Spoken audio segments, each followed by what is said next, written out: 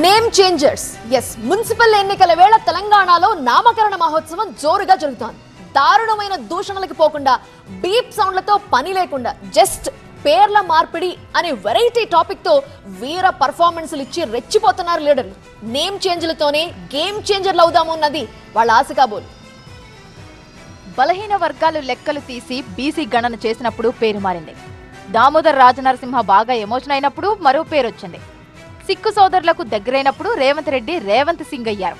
మా మహేష్ గౌడ్ గారు ఆనాడు నన్ను రేవంత్ గౌడ్ అన్నాడు. నేను సంతోషంగా స్వీకరించిన. రేవంత్ మాదిగా, మా మాదిగోళ్ళ బిడ్డగా మేము భావిస్తున్నామని దామోదర్ రాజనరసింహ గారు అన్నారు. సిక్కు సోదరులు సర్దార్ రేవంత్ సింగ్ అని అన్నప్పుడు సిక్కు సోదరులు కూడా నన్ను అభిమానించినందుకు సంతోషం అని చెప్పిన. రెడ్డి గారు, ఓ రాజు గారు, మీ పేరు చివరిలో ఆ తోకలెందుకు అని ఒక అభ్యుదయ సినిమా కవి అడిగారు గాని ఆ తోకలకు కూడా ఒక అర్థము పరమార్థం ఉందని మెసేజ్లు ఇస్తున్నారు మోడర్న్ పొలిటికల్ లీడర్లు. అసలు ఈ నేమ్ చేంజ్ అనే ట్రెండ్ ఎక్కడ ఎలా షురు అయినట్టు? ఆ మధ్య నేను చెప్పాను, రేవంత్ రెడ్డి రేవంత్ దిన్ గా మారాడు.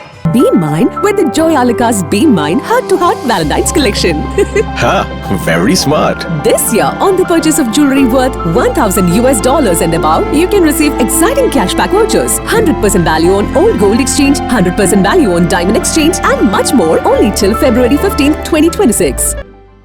ఇప్పుడు రేవంత్ దినే రెహమాన్ డకైట్ గా మారతాడు.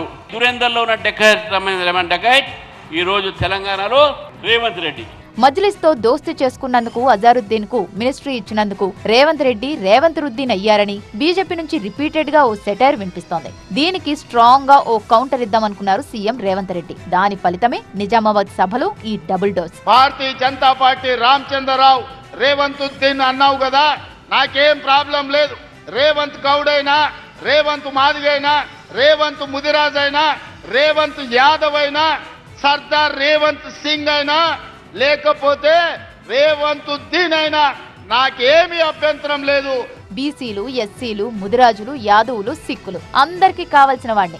ఎవరు ఎలా పిలిస్తే అలా పలుకుతా, అందరికీ దగ్గరగా ఉంటా అని గర్వంగా చెప్పుకున్నారు. అక్కడితోనే ఆగలేదు. మరో అడుగు ముందుకేసి కేంద్ర మంత్రి కిషన్ రెడ్డికి ఓ గమ్మత్తైన మారు పేరు పెట్టేశారు. ఇవాళ కిషన్ రెడ్డి కాదు, కిషన్ రెడ్డి కల్వకుంట్ల కిషన్ రావుగా మారిండు.